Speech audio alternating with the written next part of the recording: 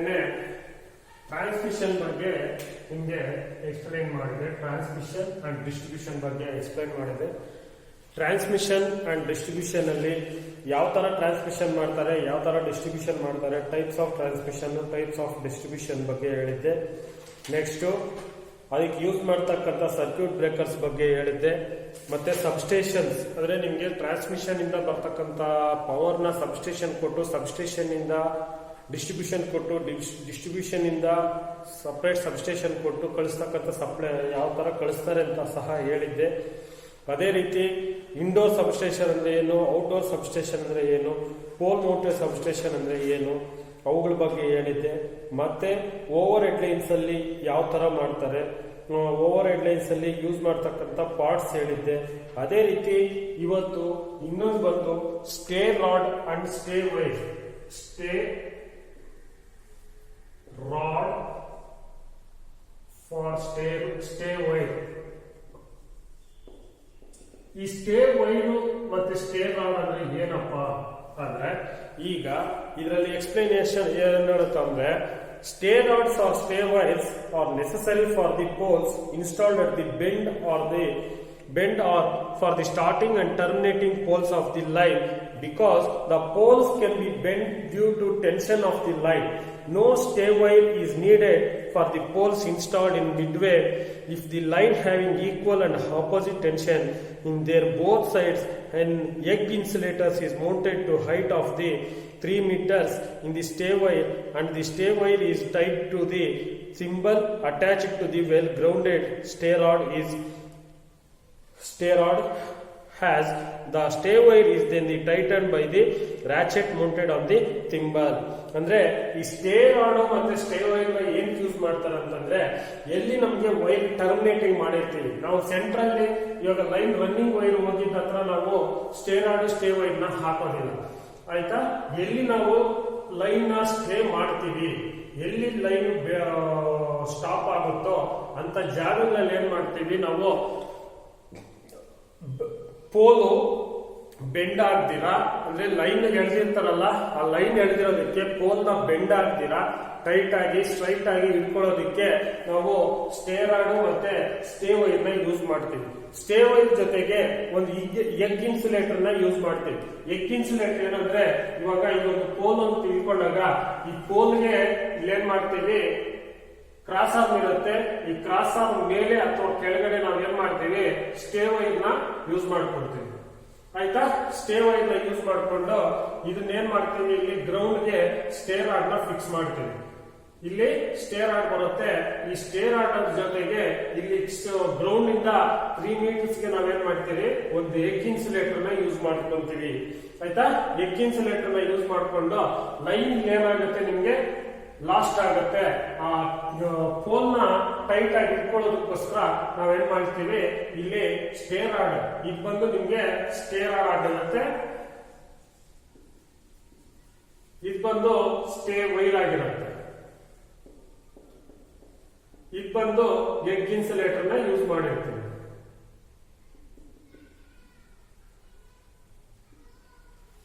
ಆಯ್ತಾ.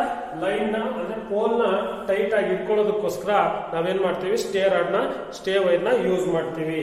Next over head lines. Over head lines ನ ನಾವು ಯಾವ ತರ ಎಳಿತೀವಿ ಅಂತ, for the installation of the over head lines, first of all pits are dug in the ground along the path of the line to be installed. ನಾವು install ಮಾಡಬೇಕು ಅಂತಂದ್ರೆ ಎಲ್ಲಾ pole ಅಲ್ಲಿ ನಾವು ಇನ್ಸ್ಟಾಲ್ ಮಾಡಬೇಕಾಗಿರತಕ್ಕಂತ ಎಕ್ವಿಪ್ಮೆಂಟ್ಸ್ ತಗೊಂಡು ಅದನ್ನ ಎತ್ಕೊಂಡ್ಬಂದು ಗ್ರೌಂಡ್ ಮೇಲೆ ಇಟ್ಕೊಂಡು, the poles are then fixed in the pits by cement concrete. First ನಾವು ಪೋಲ್ ಏನ್ ಮಾಡಬೇಕು, ಸಿಮೆಂಟ್ ಕಾಂಕ್ರೀಟ್ ಇಂದ ಪಿಟ್ ತೆಗೆದು ಪಿಟ್ ಅಲ್ಲಿ ಪೋಲ್ ನ ನಿಲ್ಲಿಸ್ಬಿಟ್ಟು ಸಿಮೆಂಟ್ ಕಾಂಕ್ರೀಟ್ ನ ಹಾಕಿ, ಆಮೇಲೆ the poles are then fixed in the pits the cement concrete. Jute ropes are used for the erection of the poles in the pit. ಅಂದ್ರೆ ಇಲ್ಲಿ ಜೂಟ್ ರೂಪ್ಸ್ ನ ನಾವ್ ಏನ್ ಮಾಡ್ಬೇಕು, ಪೋಲ್ಸ್ ನ ಎರೆಕ್ಷನ್ ಮಾಡ್ಬೇಕು ಅಂತಂದ್ರೆ ಅಂದ್ರೆ ಹಗ್ಗಗಳು ಹಾಕೊಂಡು ಪೋಲ್ಸ್ ಏನ್ ಮಾಡ್ಬೇಕಾಗತ್ತೆ, ಅದರೊಳಗಡೆ ಪಿಟ್ ಅಲ್ಲಿ ಫಿಕ್ಸ್ ಮಾಡಬೇಕಾಗತ್ತೆ. Now the cross arms, insulators, stay wire etcetera are mounted on the poles. The cross arm should be bolted properly, then the wires are tied to the insulators are taken to the next pole with the help of jute rope. Sufficient sag is kept in the wire. ಅಂದ್ರೆ ನಾವು insulators ನ ಎಲ್ಲ ಅದಕ್ಕೆ tight ಆಗಿ fix ಮಾಡಿಬಿಟ್ಟು ನಾವೇನ್ ಮಾಡ್ಬೇಕು ಅಂತಂದ್ರೆ ಪೋಲ್ ನ ನಿಲ್ಸ್ಬಿಟ್ಟು ಆಮೇಲೆ ಇನ್ನೊಂದು ಪೋಲ್ ನ ನಿಲ್ಸ್ಬೇಕು ಅಂದ್ರೆ ಜೂಟ್ ಅಂದ್ರೆ ನಾವು ಜೂಟ್ ರೋಪ್ ಅಂತಂದ್ರೆ ಹಗ್ಗದ ಜೊತೆಗೆ ವೈರ್ ನ ಕನೆಕ್ಟ್ ಮಾಡ್ಕೊಂಡು ಇನ್ನೊಂದು ನೆಕ್ಸ್ಟ್ ಪೋಲ್ ಗೆ ಫಿಕ್ಸ್ ಮಾಡೋದಕ್ಕೆ ಹೋಗ್ಬೇಕಾಗತ್ತೆ. Next the ground clearance is sufficient ಸ್ಯಾಗ್ is kept in the wires. ಅಂದ್ರೆ ನಾವು ಒಂದು ಪೋಲ್ ಇಂದ ಇನ್ನೊಂದು ಪೋಲ್ಗೆ ಅಂದ್ರೆ ಈ ಪೋಲ್ ಇಂದ ಈ ಪೋಲ್ ಇನ್ನೊಂದು ಪೋಲ್ ಇರುತ್ತಲ್ಲ ಈ ಪೋಲ್ಗೆ ವೈರ್ ಸ್ಯಾಗ್ ಏನಿರುತ್ತೆ ನಾವು ಸಫಿಶಿಯಂಟ್ ಆಗಿ ಇರಬೇಕು. ಅಂದ್ರೆ ವೈರ್ ಸ್ಯಾಗ್ ಅಂದ್ರೆ ವೈರ್ ನ ಎಳಿತಕ್ಕಂಥದ್ದು ಸಫಿಶಿಯಂಟ್ ಆಗಿ ಇರಬೇಕಾಗತ್ತೆ. The ground clearance is kept as per the instruction in the span of the line. The overhead lines completion also ಅಂದ್ರೆ ಇಲ್ಲಿ ಈ ತರ ಸ್ಯಾಗ್ ಇರಬೇಕಾಗುತ್ತೆ. If the span of the overhead line is 60 meters, then the weight of the 150 kg per kilometer, tension is 300 kg, then the required sag for the line is given by. ಅಂದ್ರೆ ಇಲ್ಲಿ ನಾವು line span ಮಾಡಬೇಕು ಅಂತಂದ್ರೆ minimum ಒಂದು ಕಮ್ರಿಂದ ಒಂದು ಕಮ್ಗೆ 60 metres ಇರುತ್ತೆ. ಎಷ್ಟು? 60 metres, 60 metre ಇರುತ್ತೆ. ಆ 60 ಮೀಟರ್ ನಲ್ಲಿ ನಾವು ವೈರ್ ಸೈಜ್ ಎಷ್ಟಿರಬೇಕು ಅಂದ್ರೆ wire weight 150 kg per kilometre. ಒಂದು ಕಿಲೋಮೀಟರ್ಗೆ 150 kg ಇರಬೇಕು per kilometre. 150 kg per kilometre. ಇದ್ರದ್ದು ಟೆನ್ಷನ್ ಅಂದ್ರೆ ಅದರದ್ದು ಟೆನ್ಷನ್ ಎಷ್ಟಿರ್ಬೇಕಂದ್ರೆ ತೂಕ ಇದು ಒತ್ತಡ ಎಷ್ಟಿರ್ಬೇಕು ಅಂತಂದ್ರೆ ನಮ್ಗೆ ಎಷ್ಟಿರ್ಬೇಕಂದ್ರಪ್ಪ 300 kg ಇರಬೇಕು. ಓಕೆನಾ? ಟೆನ್ಷನ್ ಬಂದು ಡಿಸ್ಟೆನ್ಸ್ ಬಂದು 60 ಮೀಟರ್ಸ್ ಮತ್ತೆ ಇದು ವೆಯ್ಟ್ ಬಂದು 150 kg ಪರ್ ಕಿಲೋಮೀಟರ್ ಮತ್ತೆ ಟೆನ್ಷನ್ ಬಂದು 300 kg ಟೆನ್ಷನ್ ಇರಬೇಕಾಗತ್ತೆ. ನೆಕ್ಸ್ಟ್ ಅದೇ ರೀತಿ ನಾವು ಸ್ಯಾಗ್ ಫೈಂಡ್ ಔಟ್ ಮಾಡಬೇಕು ಅಂತಂದ್ರೆ ಇಲ್ಲೊಂದು ನಿಮ್ಗೆ ಫಾರ್ಮುಲಾ ಬರ್ತದೆ, ಅದನ್ನ ನೋಡ್ಕೊಂಡು ನಾವು ಸ್ಯಾಗ್ ನ ಫೈಂಡ್ ಔಟ್ ಮಾಡಬೇಕಾಗುತ್ತೆ. ಎಷ್ಟಿರ್ಬೇಕು ಅಂದ್ರೆ ನಾವು ಒಂದು ಕಂಬದಿಂದ ಇನ್ನೊಂದು ಕಂಬಕ್ಕೆ ಲೈನ್ ಎಳಿಬೇಕಂದ್ರೆ ಈ ಸ್ಯಾಗ್ ಬರುತ್ತಲ್ಲ ಈ ಸ್ಯಾಗ್ ಎಷ್ಟಿರ್ಬೇಕು ಅಂತಂತ ನಾವೊಂದು ಫಾರ್ಮುಲಾ ಬರುತ್ತೆ. ಆ ಫಾರ್ಮುಲಾ ಇಂದ ನಾವೇನ್ ಮಾಡ್ಬೇಕಾಗತ್ತೆ ಇದನ್ನ ತಿಳ್ಕೋಬೇಕಾಗುತ್ತೆ. ಗ್ರೌಂಡ್ ಲೆವೆಲ್ ಇಂದ ಎಷ್ಟಿರ್ಬೇಕು, ಮೇಲಿಂದ ಎಷ್ಟು ಈ ಲೈನ್ ನ ಎಳಿಬೇಕು ಅನ್ನೋದು. ಸ್ಯಾಗ್ equals weight of wire per meter. Weight of wire per meter into span in meter square. Span in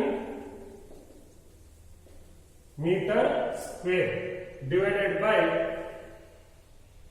8 into tensile force. 8 into tensile force.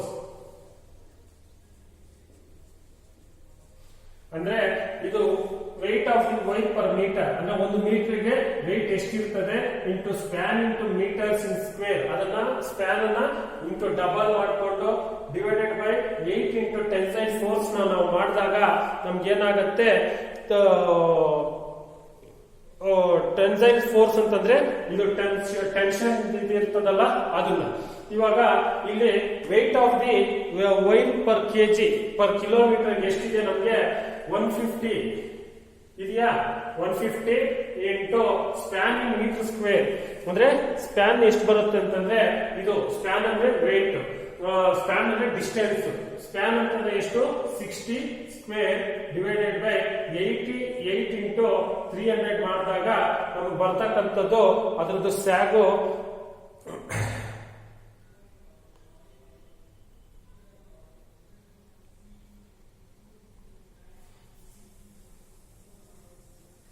1000 into 8 into 300 ಹಾಕೊಂಡಾಗ ನಮ್ಗೆ ಎಷ್ಟು ಬರುತ್ತೆ ಅಂತಂದ್ರೆ 0.255.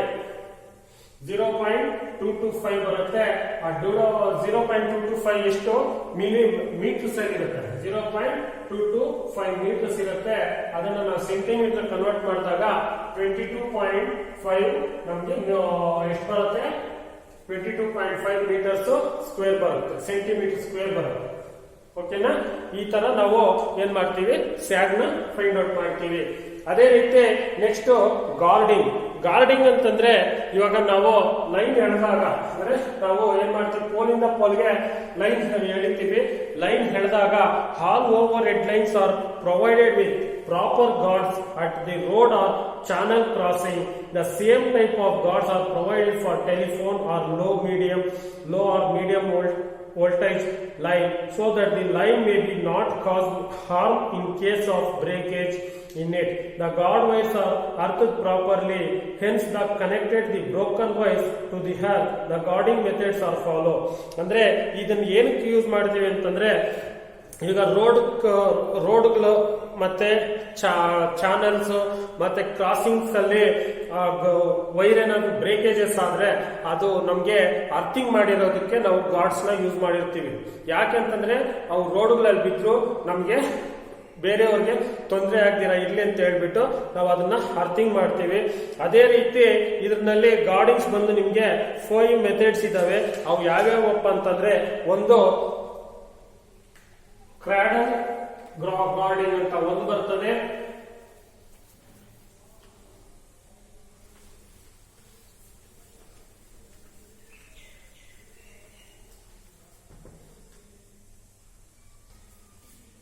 GOA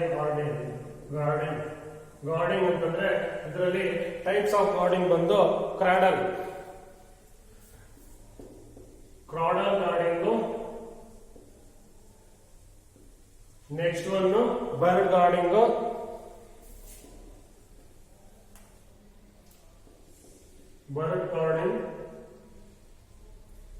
next cage guarding, next bed guarding,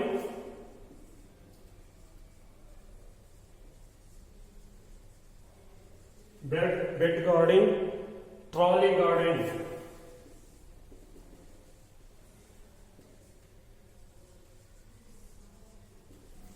ಈ ತರ guardings ಅಲ್ಲಿ ನಿಮ್ಗೆ 5 types ಬರುತ್ತೆ. At above 5 types of guarding methods, cradle and cage guarding are more popular. ಅಂದ್ರೆ ಇವೆರಡು ಕ್ರಾಡಲ್ ಮತ್ತೆ ಕೇಜ್ ಗಾರ್ಡಿಂಗ್ ನಾವು ಜಾಸ್ತಿ ಯೂಸ್ ಮಾಡ್ತಕ್ಕಂಥದ್ದು. The cradle guarding is provided for the line in horizontal. ಅಂದ್ರೆ ಈ cradle guarding ನ ನಾವು ಲೈನ್ ಹಾರಿಜೆಂಟಲ್ ಆಗಿದ್ದಾಗ ಅದನ್ನ ಯೂಸ್ ಮಾಡ್ತೀವಿ. While cage guarding is provided in line in vertical. Cage guarding ಬಂದು ಲೈನ್ ಏನಾದ್ರು ವರ್ಟಿಕಲ್ ಆಗಿದ್ದಾಗ ನಾವೇನ್ ಮಾಡ್ತೀವಿ, ಕೇಜ್ ಗಾರ್ಡಿಂಗ್ ಯೂಸ್ ಮಾಡ್ತೀವಿ. ಅದೇ ರೀತಿ Indian electricity rules regarding overhead lines, ಅಂದ್ರೆ electricity rules, Indian electricity rules I rules ಅಂತ ಕರಿತೀವಿ. ಅದನ್ನ ಓವರ್ ಹೆಡ್ ಲೈನ್ಸ್ ಅಲ್ಲಿ ಏನೇನ್ ರೂಲ್ಸ್ ಅಂತ ಇರ್ಬೇಕಪ್ಪ ಅಂದ್ರೆ, ಒಂದು ರೂಲ್ ನಂಬರ್ 76 ಏನ್ ಹೇಳುತ್ತಪ್ಪ ಅಂತಂದ್ರೆ, ಮ್ಯಾಕ್ಸಿಮಮ್ ಸ್ಟ್ರೆಸ್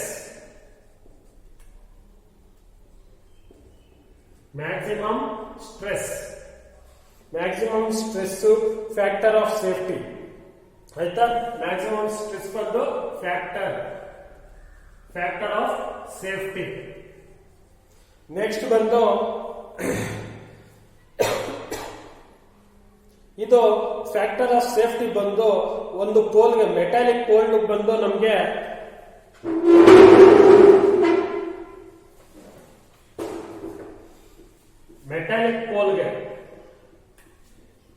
ನಾನು ಸಿಂಪಲ್ ಆಗಿ ಇದು ಬರೀತೀನಿ. ಮೆಟಾಲಿಕ್ ಪೋಲ್ಗೆ 2.0 ಫ್ಯಾಕ್ಟರ್ ಆಫ್ ಸೇಫ್ಟಿ ಇರಬೇಕು.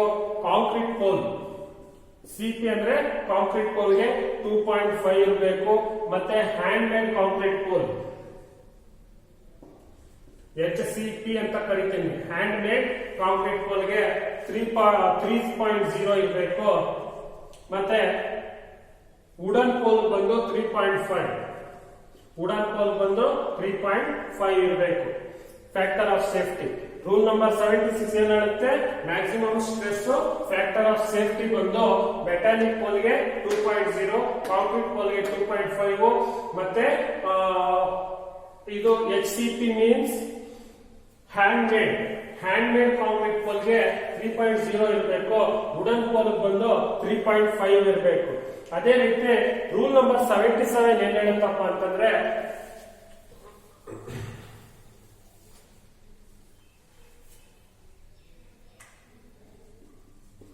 Rule number 77, the minimum height of the conductor, the minimum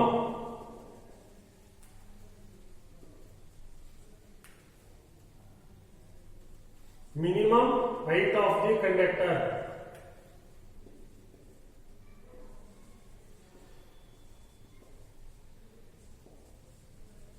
Minimum height of the conductor ಎಷ್ಟಿರಬೇಕಪ್ಪ ಅಂದ್ರೆ the height of the conductor of overhead lines crossing a road should be less than 5 point. ಅಂದ್ರೆ ನಮಗೆ ಈ low voltage, medium voltage, high voltage ಇರ್ತದಲ್ಲ, ಅದಕ್ಕಾಗಿ ಒಂದೊಂದು voltage ಒಂದೊಂದು ಇದು ಕೊಟ್ಟಿರ್ತಾನೆ. ಅದು ನಮ್ಗೆ ಇವಾಗ ಇಲ್ಲಿ ಲೋ ಮತ್ತೆ ಮೀಡಿಯಂ ವೋಲ್ಟೇಜ್ ಲೈನ್ ಬಂದು ಲೋ ಅಂಡ್ ಮೀಡಿಯಂ ವೋಲ್ಟೇಜ್ಗೆ 5.79 ಮೀಟರ್ಸ್ ಇರಬೇಕು. ಅದೇ ರೀತಿ ಹೈಟ್ ಬಂದು ಫೀಟ್ ಅಲ್ಲಿ ತಗೊಂಡಾಗ ನಮ್ಗೆ 19 ಫೀಟ್ ಇರಬೇಕು. ಆಯ್ತಾ? ಲೋ ಅಂಡ್ ಮೀಡಿಯಂಗೆ 5.7 ಮೀಟರ್ಸ್, ಹೈಟ್ ಬಂದು ಎಷ್ಟಿರ್ಬೇಕು 5.7 ಮೀಟರ್ಸ್ ಇರಬೇಕು. ನಾವು ಹೈಟ್ನಲ್ಲಿ ತಗೊಂಡಾಗ ಫೀಟ್ ನಲ್ಲಿ ತಗೊಂಡಾಗ 19 ಫೀಟ್ ಇರಬೇಕು. ಅದೇ ರೀತಿ ಹೈ ವೋಲ್ಟೇಜ್ ಬಂದಾಗ 6.0 ಮೀಟರ್ಸ್ ಇರಬೇಕು, 20 ಫೀಟ್ ಇರಬೇಕು. ಓಕೆನಾ? 6.0 ತಗೊಂಡು 6.096 ಮೀಟರ್ಸ್ ಇರ್ತದೆ. ಬಟ್ ಹೈಟ್ ಇದು ಫೀಟ್ ಅಲ್ಲಿ ತಗೊಂಡಾಗ ನಮ್ಗೆ ಎಷ್ಟು ಬರುತ್ತೆ ಅಂತಂದ್ರೆ 20 ಫೀಟ್ ಇರುತ್ತೆ. ಮತ್ತೆ ಇನ್ನೊಂದು ಏನ್ ಹೇಳುತ್ತಪ್ಪ ಅಂದ್ರೆ the height of conductor on overhead line along load should be not less than, ಅಂದ್ರೆ ಲೋಡ್ ಎಷ್ಟಕ್ಕಿಂತ ಜಾಸ್ತಿ ಇರಬಾರ್ದು ಅಂತಂದ್ರೆ ಲೋಡ್ ಅಂದ್ರೆ the height of the conductor overhead line along a load line ಎಷ್ಟಿರ್ಬೇಕಪ್ಪ ಅಂತಂದ್ರೆ ಅದು ಸಹ ಹೈ ವೋಲ್ಟೇಜ್ ಬಂದು 5.79 ಮೀಟರ್ಸ್ ಇರಬೇಕು. ಆಯ್ತಾ? ಹೈ ವೋಲ್ಟೇಜ್ಗೆ 5 ಅಂದ್ರೆ ಇಲ್ಲಿ ಲೋಡ್ ಲೈನ್ ಬಂದು ನಮ್ಗೆ ಲೋ ಅಂಡ್ ಮೀಡಿಯಂ ವೋಲ್ಟೇಜ್ಗೆ ನಮ್ಗೆ 5.486 ಮೀಟರ್ಸ್. ಮತ್ತೆ ಫೀಟ್ಸ್ ಅಲ್ಲಿ ತಗೊಂಡಾಗ ಅದನ್ನ ನಾವು 18 ಫೀಟ್ ಅಂತ ಕರಿತೀವಿ. ಅದೇ ರೀತಿ ಹೈ ವೋಲ್ಟೇಜ್ ಬಂದಾಗ ನಮ್ಗೆ ಇದು ಎಷ್ಟಿರ್ಬೇಕಪ್ಪ ಅಂತಂದ್ರೆ 5.79 ಮೀಟರ್ಸ್ ಇರಬೇಕು. ಫೀಟ್ ಅಲ್ಲಿ ತಗೊಂಡಾಗ ಅದನ್ನ ನಾವು 19 ಫೀಟ್ ಅಲ್ಲಿ ಇರಬೇಕು. ಓಕೆನಾ? Next, the height of the service line conductor installed along overhead line along the road and while crossing road should not be less than. ಅಂದ್ರೆ ಇವಾಗ ಸರ್ವಿಸ್ ಲೈನ್ ಅಂದ್ರೆ ನಿಮ್ ಮನೆಗಳಿಗೆ ಎಲ್ಲಕ್ಕೂ ತಗೊಂತಿರಲ್ಲ, ಆ ಸರ್ವಿಸ್ ಲೈನ್ ಬಂದು ಎಷ್ಟಿರ್ಬೇಕಪ್ಪ ಅಂತಂದ್ರೆ ರೋಡ್ ಮತ್ತೆ ಕ್ರಾಸಿಂಗ್ ಲೈನ್ ಅಲ್ಲಿ ಅಂದ್ರೆ 11,000 ವೋಲ್ಟ್ಸ್ ಕಂಡಕ್ಟರ್ ಬಂದು ನಮ್ಗೆ 15 ಫೀಟ್ ಇರಬೇಕು. ಆಯ್ತಾ? ಯಾವ್ದು ಸರ್ವಿಸ್ ಲೈನ್ ಬಂದು 15 ಫೀಟ್ ಇರಬೇಕು. ಮೀಟರ್ಸ್ ತಗೊಂಡಾಗ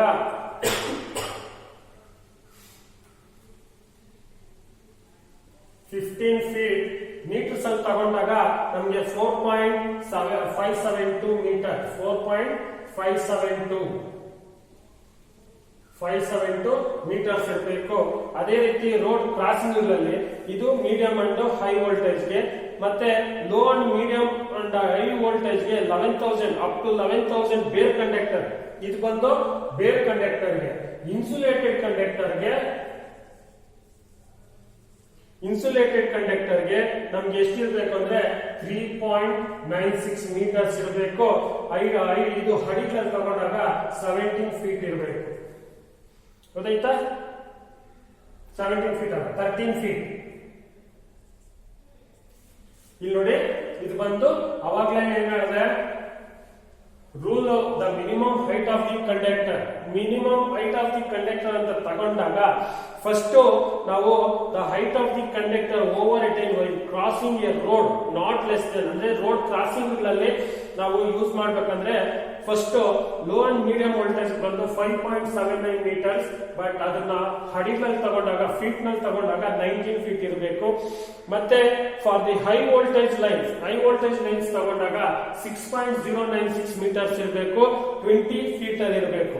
next the height of the conductor over it line along should not be less than, ಅಂದ್ರೆ ಮಾಮೂಲಿ ರೋಡ್ಗಳಲ್ಲಿ ಎಷ್ಟು ಇರಬೇಕು ಅಂತಂದ್ರೆ for low and medium voltage ಬಂದು 5.486 ಮೀಟರ್ಸ್ ಇರಬೇಕು, 18 ಫೀಟ್ ಇರಬೇಕು. ಹೈ ವೋಲ್ಟೇಜ್ ಬಂದು 5.79 ಮೀಟರ್ಸ್ ಇರಬೇಕು, 19 ಫೀಟ್ ಇರಬೇಕು. ಅದೇ ರೀತಿ the height of the service line conductor installed along the over head lines, ಅಂದ್ರೆ ಸರ್ವಿಸ್ ಲೈನ್ ಎಷ್ಟಿರ್ಬೇಕಪ್ಪ ಅಂದ್ರೆ ನಮಗೆ for low and medium voltage ಬಂದು 4.572 ಮೀಟರ್ಸ್ ಇರಬೇಕು, 15 ಫೀಟ್ ಇರಬೇಕು. ಅದೇ ರೀತಿ ನೆಕ್ಸ್ಟ್ ಬಂದು ಫಾರ್ ಲೋ ಅಂಡ್ ಮೀಡಿಯಂ ಇದು ಬೇರ್ ಕಂಡಕ್ಟರ್ ಗೆ 4.572 ಮೀಟರ್, 15 ಫೀಟ್ ಇರೋದು ಬೇರ್ ಕಂಡಕ್ಟರ್. ಇನ್ಸುಲೇಟೆಡ್ ಕಂಡಕ್ಟರ್ ಇರೋದು ಎಷ್ಟಿರ್ತದಪ್ಪ ಅಂತಂದ್ರೆ 3.96 ಮೀಟರ್ಸ್, 13 ಫೀಟ್ ಇರುತ್ತೆ. ಮತ್ತೆ ಅದೇ ರೀತಿ ಎಬವ್ 11,000 ವೋಲ್ಟ್ಸ್ ಗಿಂತ ಎಬವ್ ಇತ್ತು ಅಂತಂದ್ರೆ ನಮ್ಗೆ ಮಿನಿಮಮ್ 17 ಫೀಟ್ ಅಲ್ಲಿ ಇರಬೇಕು. ಎಷ್ಟಿರ್ಬೇಕು? 11,000 ವೋಲ್ಟ್ಸ್ ಎಬವ್.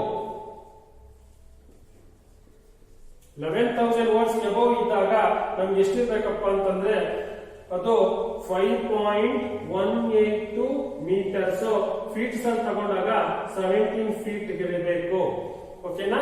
ಎಲ್ಲಕ್ಕಿಂತ ಜಾಸ್ತಿ ಇದಿರ್ಬೇಕು, 17 ಫೀಟ್ ಅಲ್ಲಿ ಇರಬೇಕಾಗುತ್ತೆ.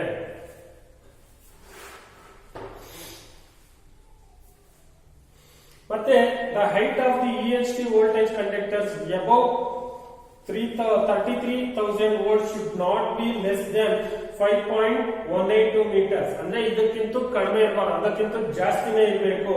ಎಷ್ಟು ಅಂತಂದ್ರೆ 5.182 ಮೀಟರ್ಸ್ ಅಂತಂದ್ರೆ 17 ಫೀಟ್ ಗಿಂತ ಮೇಲಕ್ಕಿರಬೇಕು.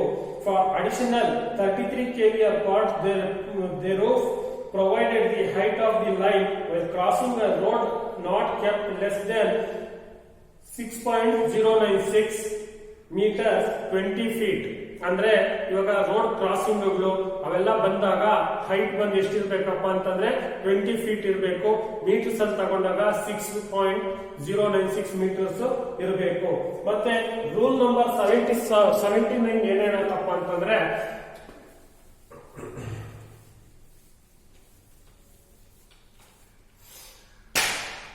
ರೂಲ್ ನಂಬರ್ 79 ಏನ್ ಹೇಳುತ್ತಪ್ಪ ಅಂದ್ರೆ ಡಿಸ್ಟೆನ್ಸ್ ಬಂದು distance of low medium and high voltage line for building, ಅಂದ್ರೆ ಬಿಲ್ಡಿಂಗ್ ಇಂದ ಡಿಸ್ಟೆನ್ಸ್ ಎಷ್ಟಿರ್ಬೇಕು ಲೋಗೆ ಮೀಡಿಯಂಗೆ